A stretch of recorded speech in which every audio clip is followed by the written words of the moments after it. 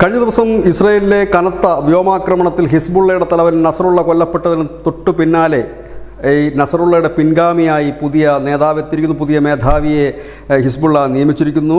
ഹാഷിം സഫീദ് എന്നാണ് അദ്ദേഹത്തിൻ്റെ പേര്.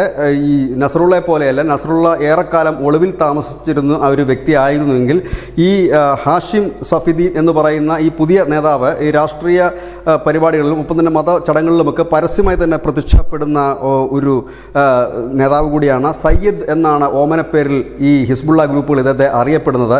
ഈ വ്യക്തി ഈ പ്രവാചകൻ്റെ പിൻഗാമി എന്ന ധ്വനി ജനിപ്പിക്കുന്ന രീതിയിൽ കറുത്ത തൊപ്പി വെച്ചാണ് പൊതുപരിപാടികളെല്ലാം തന്നെ പങ്കെടുക്കുന്നത്. ഏതായാലും ഖമേനി കഴിഞ്ഞ ദിവസം പറഞ്ഞിരുന്നു ഹിസ്ബുള്ളയെ ഇതുമൂലം അടിച്ചൊതുക്കാൻ കഴിയില്ല, പകരം ശക്തമായി തന്നെ ഹിസ്ബുള്ളയുടെ ഒരു പ്രത്യാക്രമണം ഉണ്ടാകുമെന്ന്, അതിന് ഹിസ്ബുള്ള തന്നെ തിരിച്ചടിക്കുമെന്നും പറഞ്ഞിരുന്നു. ഏതായാലും 24 മണിക്കൂർ തികയുമ്പോൾ നമുക്ക് ലഭ്യമാകുന്ന ഏറ്റവും പുതിയ വിവരം നസറുള്ളയ്ക്ക് പിൻഗാമി എത്തിയിരിക്കുന്നു എന്നുള്ളതാണ്. ഹാഷിം സഫീദ് എന്നാണ് പേര്. സയ്യിദ് എന്ന പേരിലാണ് അറിയപ്പെടുന്നത്. ഏതായാലും നസറുള്ളയ്ക്ക് പകരക്കാരനാകുമോ അതോ മറ്റ് തലങ്ങളിൽ, അതായത് ചർച്ചകളിലും മറ്റും പങ്കെടുത്ത് ഒരു സമവായത്തിന് വേണ്ടി ശ്രമിക്കുന്ന ആളാകുമോ എന്നുള്ളത് കാത്തിരുന്ന് കാണേണ്ടി വരും. ഇപ്പോഴത്തെ ഒരു സാഹചര്യത്തിൽ ഏതായാലും അതിന് സാധ്യത ഉണ്ട് എന്ന് പറയാൻ കഴിയില്ല. പക്ഷേ ഇദ്ദേഹം ഇങ്ങനെ പൊതു പരിപാടികളിലും മറ്റുമൊക്കെ പരസ്യമായി പങ്കെടുക്കുന്ന ഒരു നേതാവ് കൂടി ആയതുകൊണ്ട് ഒരുപക്ഷെ ഈ ഇസ്രായേൽ ആഗ്രഹിക്കുന്ന പോലെ, ലോകരാജ്യങ്ങൾ ആഗ്രഹിക്കുന്ന പോലെ ഒരു ചർച്ചയിലേക്ക് ഇവരെ എത്തിക്കാൻ കഴിയുമോ എന്നുള്ളതെല്ലാം ലോകം ഉറ്റുനോക്കുന്നു. അതോ ഇനി നസറുള്ളയുടെ മരണത്തിന് പ്രതികാരവുമായി വീണ്ടും ഒരു പ്രത്യാക്രമണത്തിന് കൊപ്പ് കൂട്ടുകയാണോ എന്നും അറിയില്ല. ഏതായാലും ഇപ്പോൾ ഈ തെരഞ്ഞെടുത്ത വാർത്ത, പുതിയ മേധാവിയെ